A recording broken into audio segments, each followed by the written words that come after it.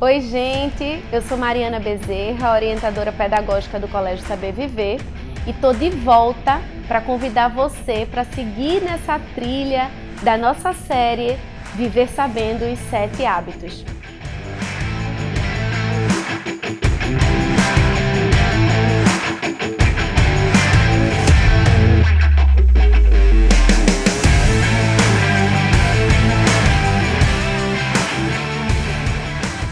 Nos 3 últimos hábitos, a gente viu como é importante fazer uma construção de uma base pessoal sólida. Vimos a importância da proatividade, da organização, do planejamento, para que assim a gente consiga elencar prioridades nas nossas vidas. Agora, com o hábito 4, eu quero propor uma reflexão um pouco mais profunda. A gente vai usar tudo que a gente construiu anteriormente e aplicar mas nas relações interpessoais. A gente vai se enxergar como cidadão do mundo, como parte de um todo. A gente vai amadurecer todos os critérios individuais que já foram vistos antes e aplicá-los na construção de relações altamente produtivas, confiáveis e promissoras. Você já ouviu falar em mentalidade ganha-ganha? Já parou para pensar que talvez buscar solução para algum problema a partir da ótica de outra pessoa, se colocar no lugar do outro, usar da empatia na busca de soluções, pode ser uma possibilidade real e viável de resolver algum problema, alguma questão? A gente às vezes pensa que maturidade é sinônimo de independência, mas você já parou para pensar que a maturidade verdadeira tem muito mais a ver com a interdependência? Já parou para pensar que não somos nada sem o coletivo? Que se não houver a referência do outro, a gente fica perdido, a gente não tem condições de se realizar como cidadão, como pessoa? Para conversar um pouco sobre o 4º hábito, hoje a gente recebe a querida coordenadora pedagógica Juliana Cirqueira para compartilhar com a gente um pouco da visão que ela tem sobre a mentalidade ganha-ganha. Ju, que alegria ter você hoje conosco, tudo bem?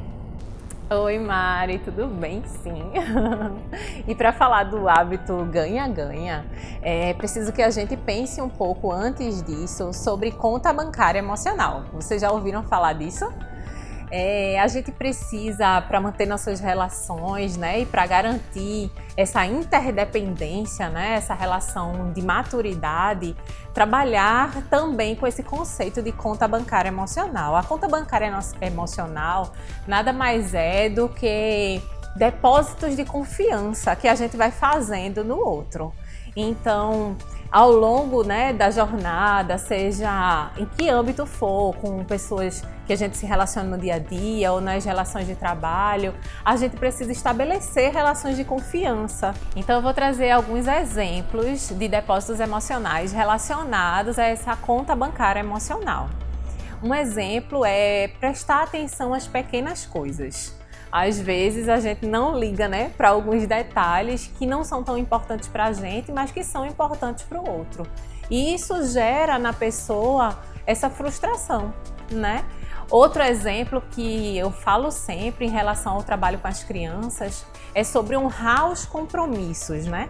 Na educação infantil a gente fala muito dos combinados. É importante que a gente honre os nossos compromissos com as crianças, que a gente fale a verdade para elas, porque em todos os momentos elas vão precisar confiar na gente.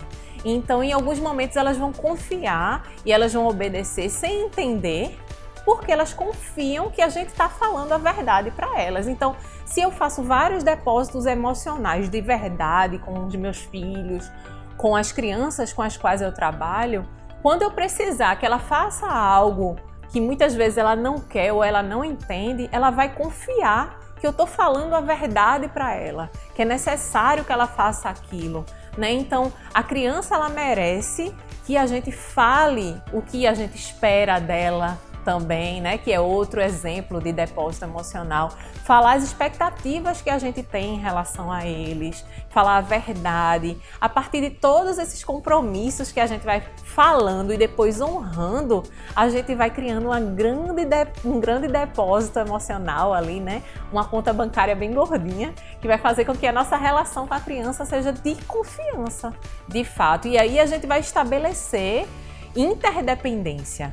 E nós podemos relacionar esses exemplos para todos os âmbitos que a gente vive, né? Com todos os grupos sociais que a gente convive. Porque a criança é um sujeito tanto quanto qualquer outro adulto. Então, do jeito que você faz esses depósitos emocionais, que eu conversei com vocês sobre as crianças, os depósitos emocionais eles são feitos com qualquer outros sujeitos que você conviva, né? Para que você consiga estabelecer essas relações.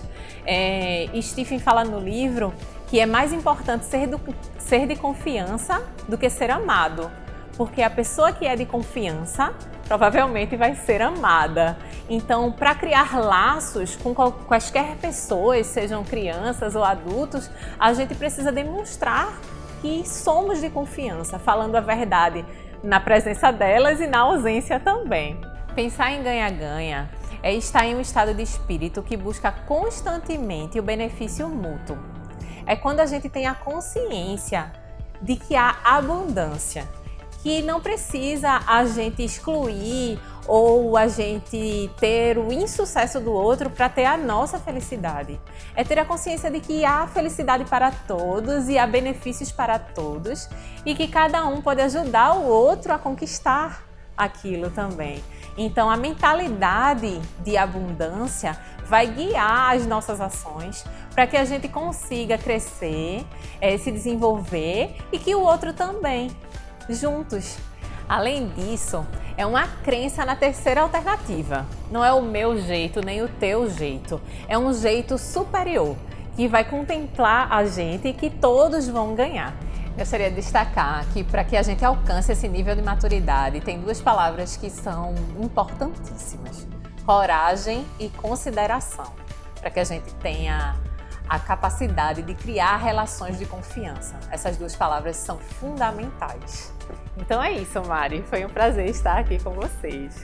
Então, Ju, que coisa interessante, né? Propor essa reflexão, porque na verdade a gente se enxerga no lugar desse alguém que acha que ser independente é o que é válido.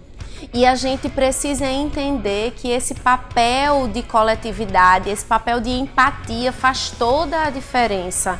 No fim das contas, a gente precisa analisar algumas situações sob a ótica do outro para que a gente possivelmente resolva de modo a todas as partes ganharem, né?